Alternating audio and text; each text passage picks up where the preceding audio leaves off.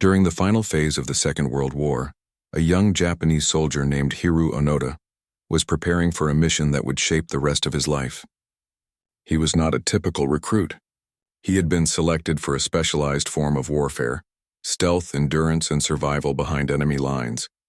Japan was losing ground in the Pacific, and the Imperial Army believed that soldiers trained like Onoda could keep resistance alive, even if larger battles were lost. After his training, Onoda was sent to the Philippine island of Lubang in late 1944.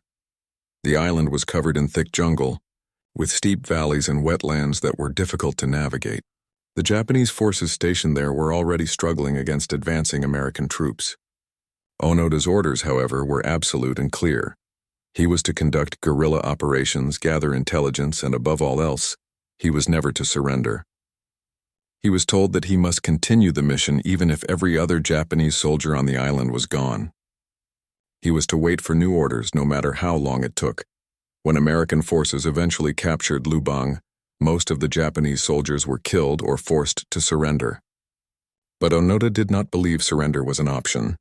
He linked up with 3 other Japanese soldiers who shared his determination: Private Akatsu, Corporal Shimada, and Soldier Kazuka. Together they retreated deep into the jungle. They established hidden camps, rationed food, and watched the outside world carefully. They believed that every plane overhead, every rustle in the trees, and every footprint near their camp was part of the ongoing war. Months passed, and then the war officially ended. Japan surrendered in 1945, but Onoda and his companions had no way of confirming this. Soon, leaflets began appearing in the jungle. Messages dropped from airplanes and posted in clearings, declaring that the war was over and asking all remaining Japanese soldiers to come out.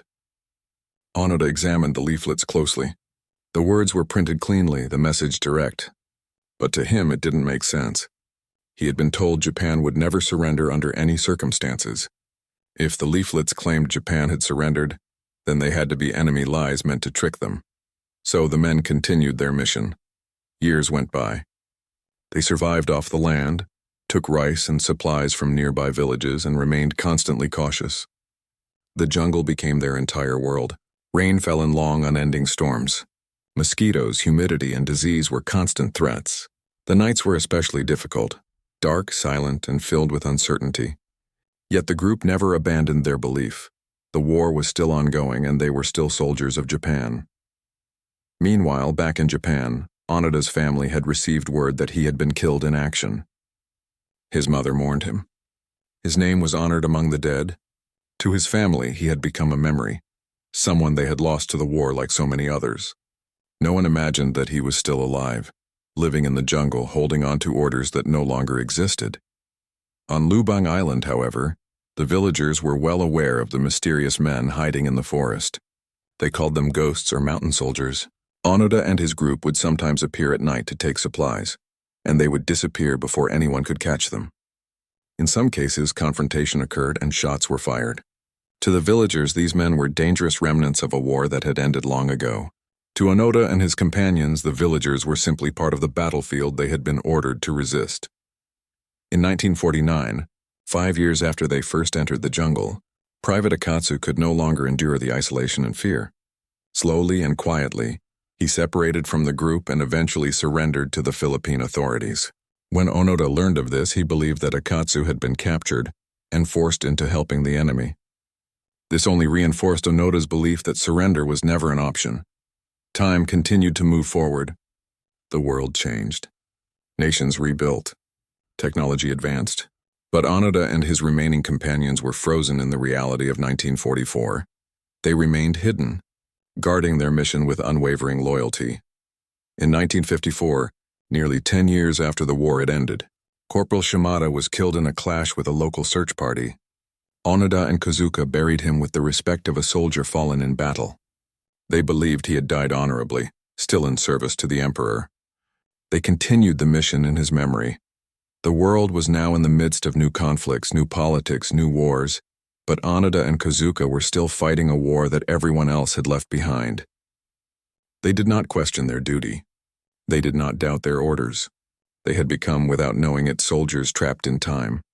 The jungle had taken away everything familiar: family, home, community, and the passage of time itself. But their loyalty remained. They believed they were honoring Japan. They believed they were fulfilling their purpose. They believed even after nearly 2 decades that the war had not ended, and no one could convince them otherwise. Years continued to pass on Lubang Island. By the early 1960s, more than 15 years had gone by since the war had officially ended. Yet Hiroo Onoda and his companion Kozuka still believed the conflict continued. The world beyond the jungle had changed completely, but inside the jungle time held still. The two men lived as shadows, moving carefully along old trails they had memorized, gathering food at night, avoiding direct contact with villagers, and preparing for a battle they were convinced could restart at any moment. The jungle shaped them in every way. Their bodies grew lean and hardened. Their uniforms became patched and repaired with fiber taken from plants and scraps they scavenged.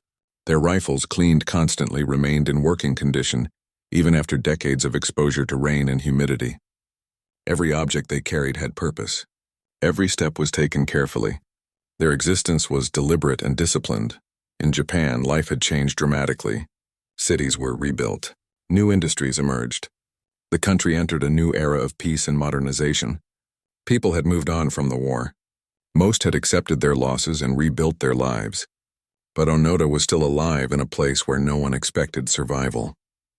The thought of him returned only occasionally in the memories of those who had known him.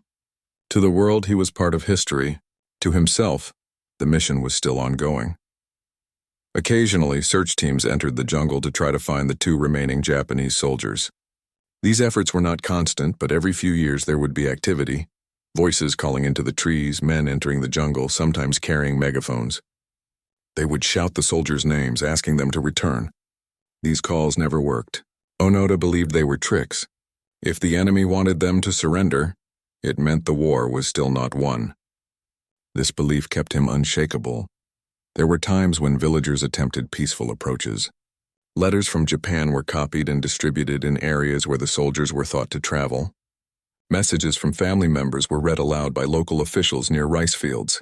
One letter mentioned Onoda's mother waiting, growing older, asking him to come home. It was a simple message filled with longing, but Onoda could not trust it.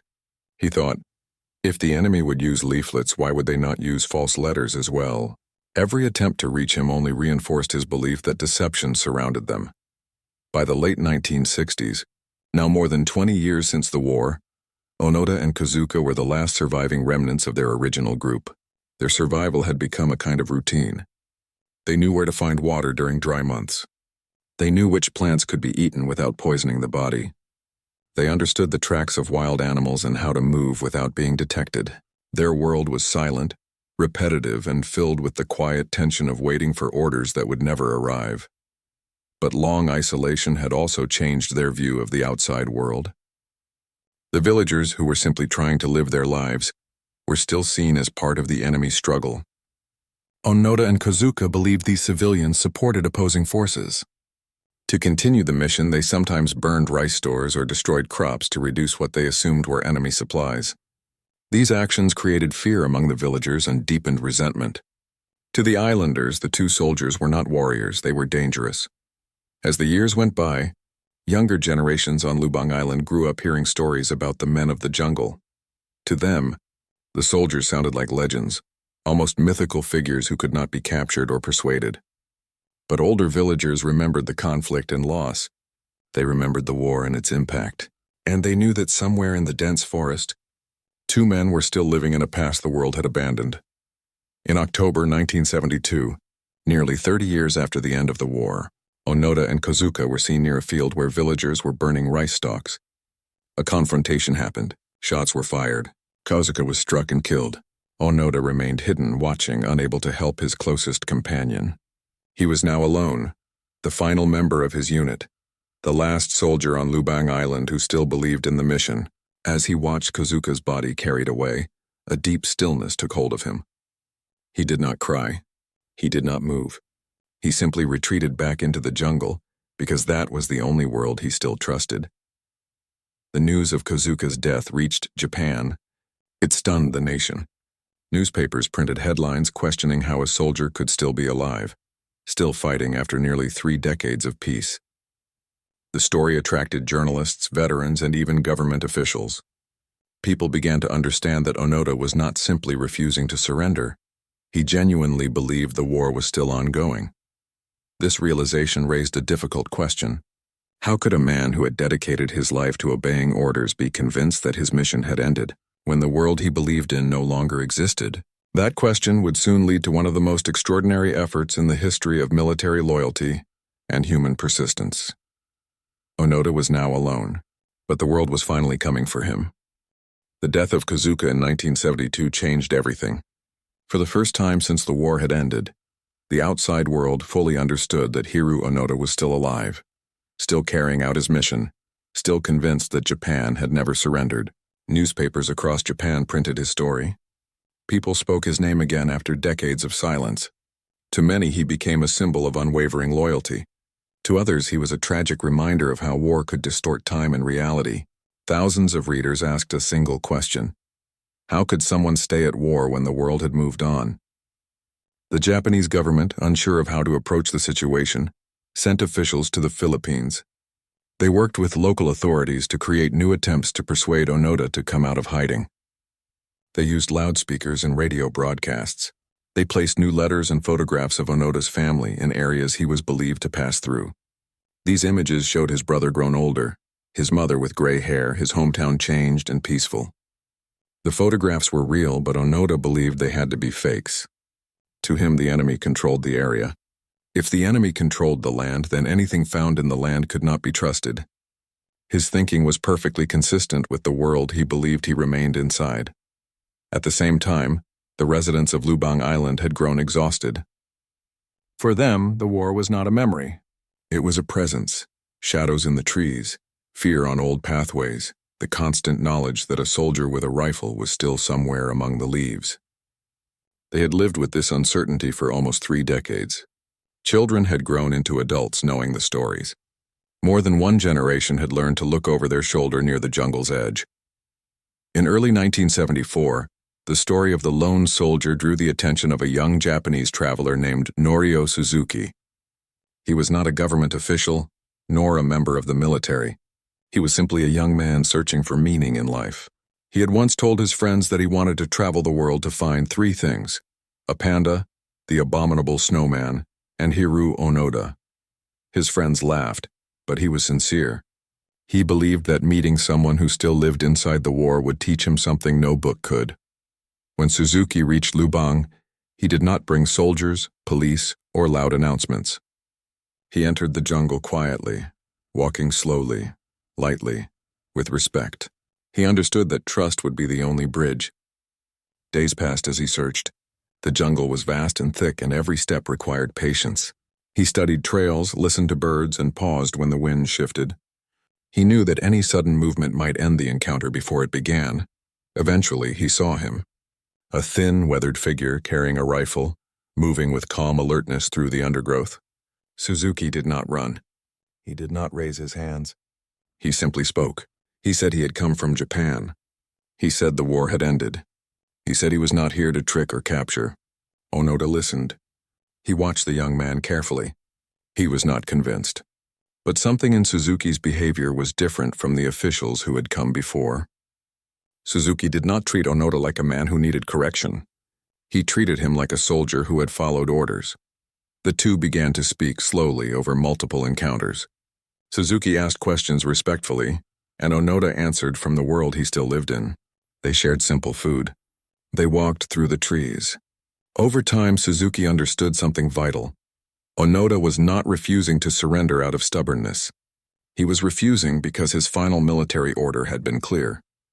He could not surrender until he received direct command from his superior officer. Without that, surrender would be dishonor, failure, betrayal of everything he had endured. Suzuki returned to Japan and began searching for Onoda's former commanding officer, Major Yoshimi Taniguchi, who was long retired and working in a bookstore.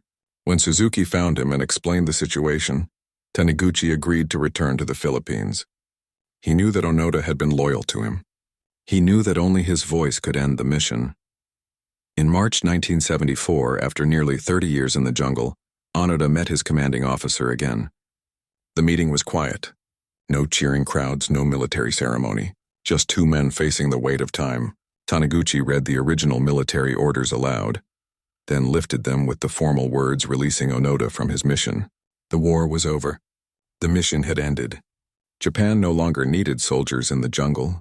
Onoda stood still for a long moment. The world shifted around him. A mission that had held his entire life in place dissolved in a single sentence spoken with authority. Slowly he lowered his rifle. The war he had lived inside for 30 years was gone. He stepped out of the jungle with the same discipline he had carried into it. His uniform carefully maintained. His rifle still functional. His posture straight. He did not return as a defeated man. He returned as a soldier who had completed his last order. Japan welcomed him with a mixture of admiration and sorrow. Some saw him as a hero of loyalty. Others saw him as a symbol of tragedy. But everyone understood one thing. He had lived inside a war long after the world had left it behind. What awaited him now was not a battlefield, but an entirely new world, one he had never seen, never prepared for, and did not yet understand.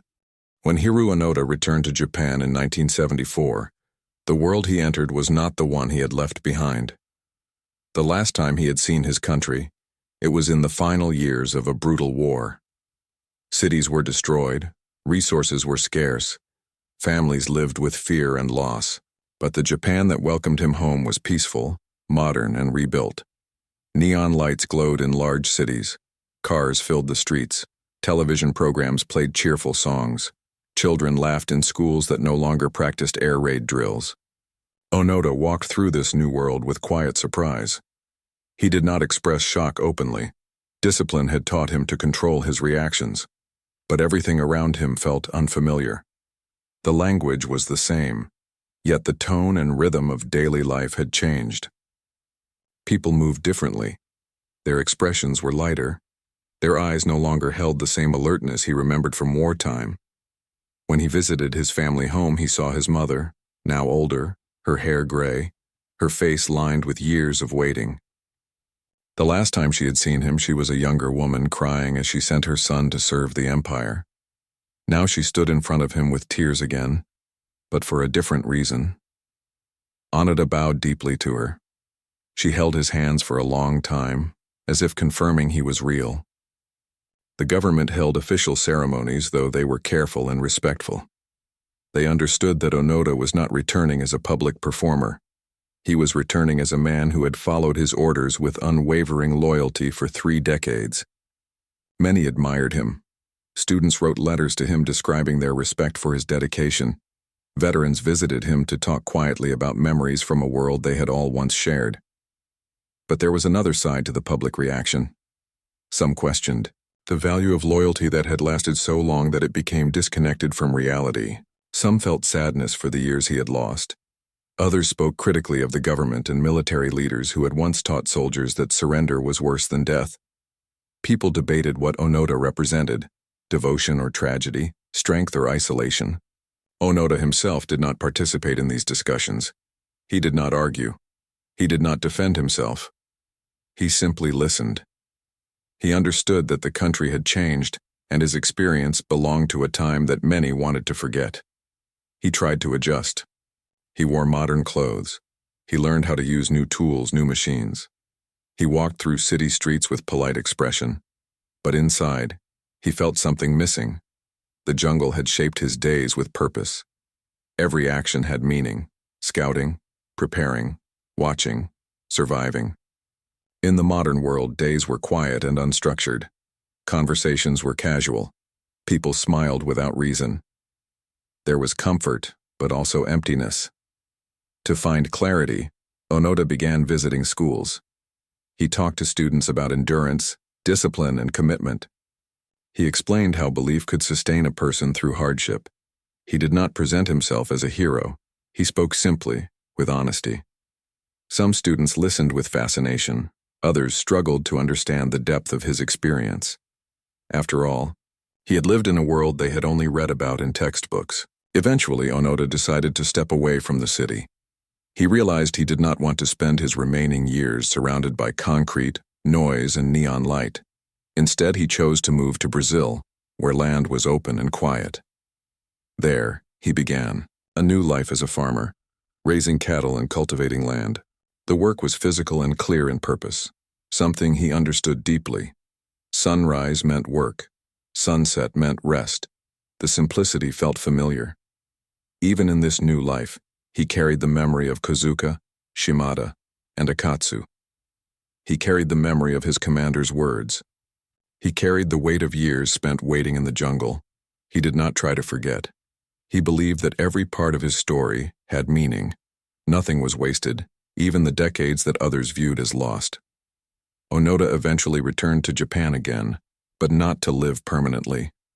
He established nature training programs for students, teaching survival skills, resilience, teamwork, and mental strength. He did not teach them to fight. He taught them how to endure. He once said quietly that a person must always know what they are living for. Without purpose, the mind drifts. Without direction, the spirit weakens. For him, the mission had given him purpose for 30 years. After the mission ended, he had to create a new purpose, because a life without purpose, he believed, is the true form of being lost. By the time he grew old, the world regarded him with a mixture of respect and wonder. He was not simply a soldier who returned after 30 years. He was a man who had lived at the edge of time, caught between a past that refused to let go and a future that had moved forward without him. He remained a symbol of loyalty, endurance, and the complex weight of following one's beliefs to their furthest end. And though he had returned to the world, a part of him always remained in the quiet shadows of the Lubang jungle. Years continued to pass and Hiroo Onoda grew older. The world around him kept changing. New wars came and ended. New technologies emerged. Generations who had never known the sound of war grew up in cities full of light, music, and movement. Yet for Onoda, memory never faded. The jungle remained with him, not as a place of suffering, but as a place where he had lived with purpose. He did not speak of regret. He did not say the years were wasted. He believed that a person becomes who they are because of what they endure. The world had told him the war was over, but he had lived 30 years with a single mission, and that mission had shaped him entirely. Even in old age, his posture remained straight. His eyes held clarity. There was a stillness about him, as if he had learned to listen beyond sound itself. He had learned patience in a place where time moved differently. The jungle had taught him to read silence. In Brazil, he continued his simple life on the ranch. He woke early. He worked with the land. He spoke with neighbors in calm, steady conversation. He was respected quietly, not because of fame, but because of the discipline with which he lived. People could sense that his life carried weight. Occasionally, he returned to Japan to mentor young people. He taught them how to navigate forests, how to build shelter, how to keep the mind steady under pressure. But more than physical skills, he taught a deeper lesson, that endurance begins in the mind. He told them that a person must decide what they stand for, clearly and fully. Without that, life becomes directionless. He was not trying to make them soldiers. He was trying to make them strong. When he spoke, he did not raise his voice. He did not try to impress. He simply told the truth of his experience. Some students listened deeply. Others did not fully understand. But each recognized that they were in the presence of someone who had lived a life unlike any other. As time passed, the story of his 30 years in the jungle became known around the world. Some people admired his loyalty. Some felt sorrow for the years lost. Scholars wrote books. Documentaries were filmed. Yet Onoda remained unchanged by the attention. He did not seek recognition. He simply lived. In his final years, his body weakened, but his mind remained sharp. He spent more time remembering, not with sadness, but with clarity.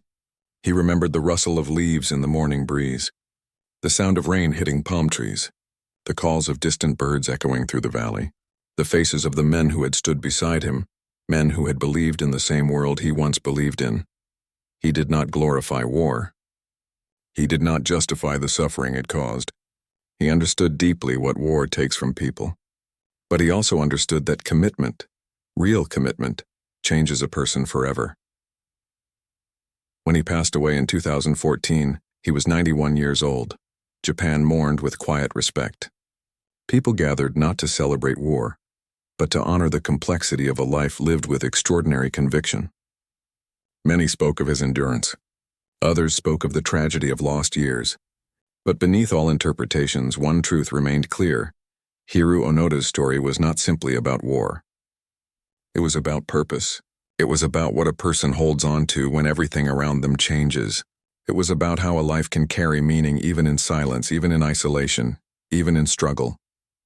He had lived between worlds, one that ended long ago and one that moved forward without him. Yet in the end he found peace, not in victory, not in recognition, but in understanding himself fully.